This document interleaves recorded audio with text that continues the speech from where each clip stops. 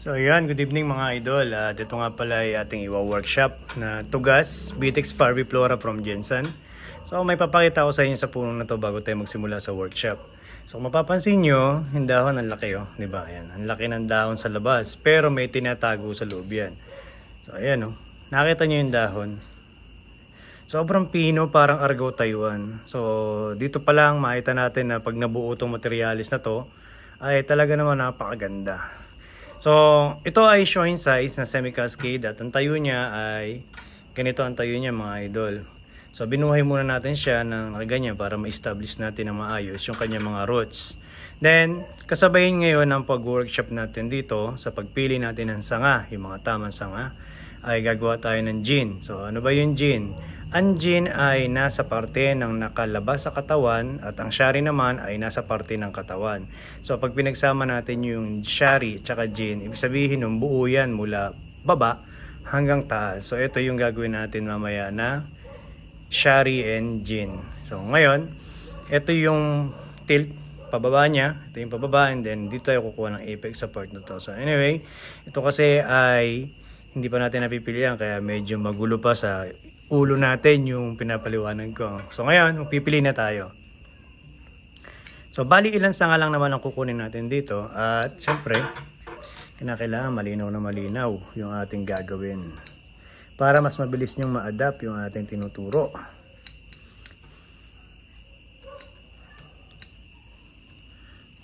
So sigurado na isa na to sa kukunin natin.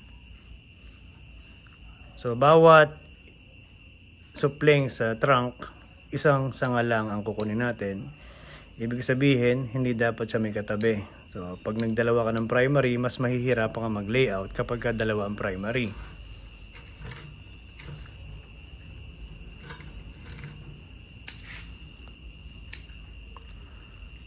Grabe, ang ganda ng dahon. Sa style, pinakagusto ko talaga cascade. Tsaka formal upright. Wala lang tayong makita magandang formal upright na trunk. Yung tapering tsaka rooted talaga na ano siya, yung paikot. Rotary. Grabe, ang daming sanga.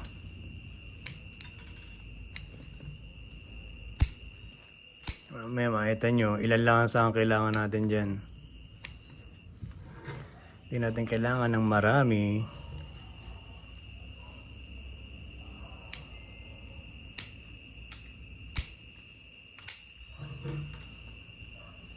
So, nakita nyo, ilan na lang yung natitira dyan.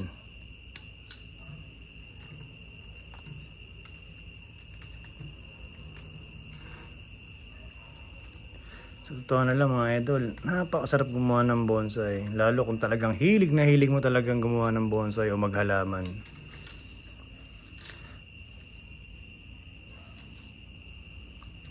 So, dito pa lang sa pagpili. Kumbaga kanina binasa ko na to yung mga ano na to. Kaso nga lang, syempre, sinisigurado natin yung pagpili. Hindi basta tayo nagpipili. Kasi mahirap magkamali. Tutuwa ako, ang ganda ng dahon, liit. Grabe. Liit ng dahon niya.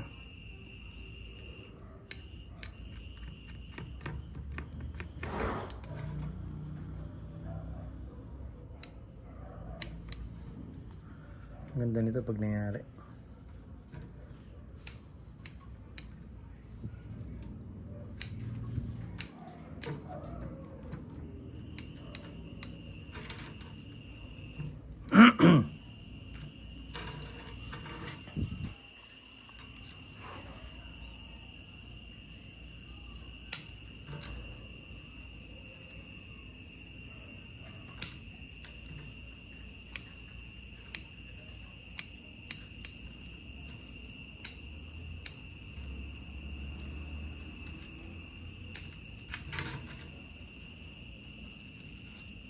So tanggalin natin itong mga sanga dito na hindi natin kailangan kasi ito naman gagawin natin gin.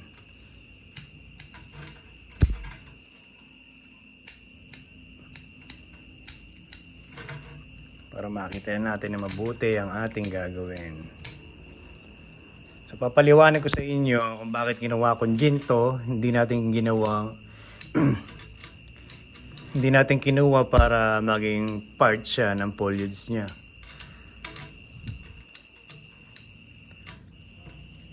So doon pa lang sa simula, materialis pa lang, pinaplano na natin yan kung ano ang gagawin.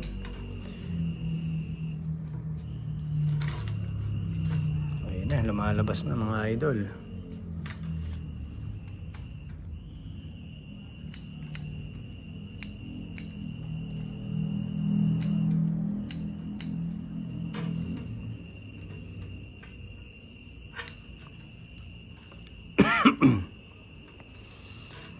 Patay apex.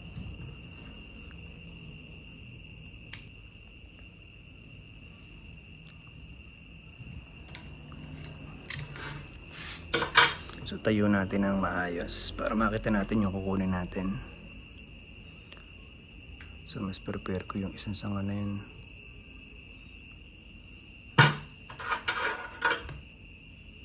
Kunin natin to. Tingnan nyo mga idol may primary. Ito may primary na to. Ayan o. So may primary na siya. So ito, yung multiply na yan, dalawa. Secondary na yan. So ngayon, ang gagawin natin dyan, dahil ito lahat na to ay puro primary. So dapat ito wala pang multiply. Dapat puro primary lang sila. Para mag-balance yung ating wiring. Hindi tayo mahirapan sa pag-layout wiring.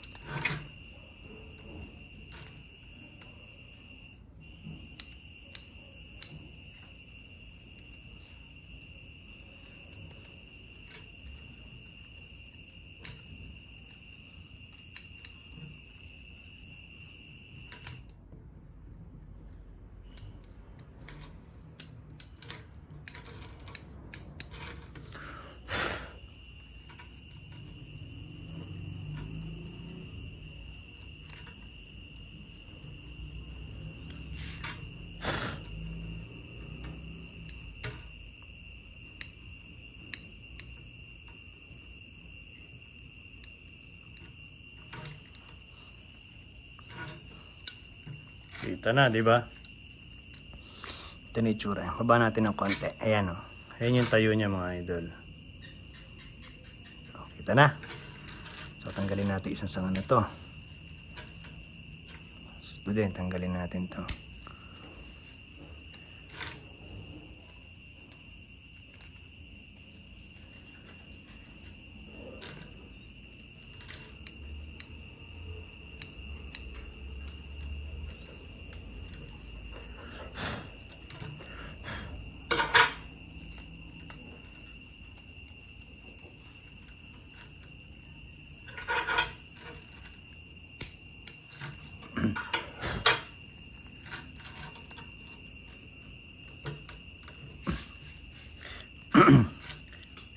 Okay, dito ay ito ay primary.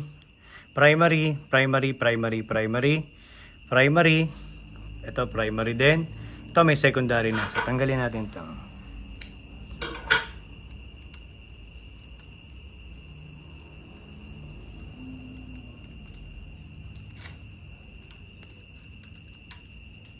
So ayan. Ngayon, ito isa na to, tignan nyo. Meron na siyang multiply, meron na siyang secondary, di ba? Pero hindi yan secondary kasi kaya ako sinabing hindi secondary yan dahil itong isa na to ay continue din ng trunk pa. Itong part na to. So bali ito ay branch na same nito na primary. So puro primary to yung hawak ko na to. And then itong isa na to ay gagawin natin continue ng trunk going to apex. At ito ngayon ay branch lang din. So lilinisin ko muna ng maayos para mas maganda nating makita yung puno. So ayan, linis na natin yung puno ng malinis na malinis na. Ito nyo, walang mga dahon sa katawan, di ba? So ito yung ginamit ko mga idol. Tinatanggal ko talaga yung mga node, ayun, yung mga nodes niya. Ginaganyan ko. So after natin ngayon malinis, mamarkahan na natin yung mismo kailangan natin gawing gin. So tingnan nyo to mga idol Mula dito hanggang dyan, ang liit, di ba? So mula naman dito hanggang dyan, ang laki.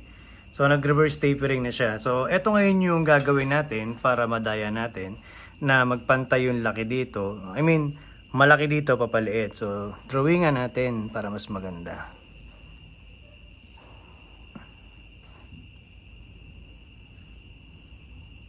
Yan, nakita nyo? So yan na yung portion na tatanggalin natin yung balat at paliliitin natin itong part na to. So meron sa taas, kita pa, ayun. Ito. So babalatan din natin yan. So pagdating ngayon dito, ito na yung nakuha natin. So isagad natin hanggang dun. Yan. So dito naman ulit tayo sa likod. So mapapansin nyo, ganun din. Maliit dito sa baba, malaki dyan sa taas. So gawa natin ng paraan.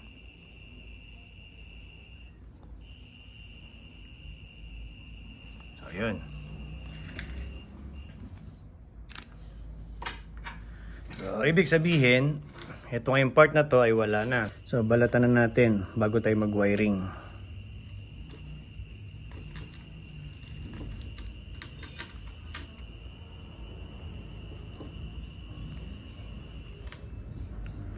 So, imagine niyo mga idol, bakit ito patatsulok? Reverse yung reverse ng tatsulok, di ba? Kasi, ito pag ito nagawa na natin, parang ganito, yung mismong tulo ng tubig, naghahanapin ng daluyan. So siya yung gumawa nito, yung part na yan, kaya siya naging ganyan.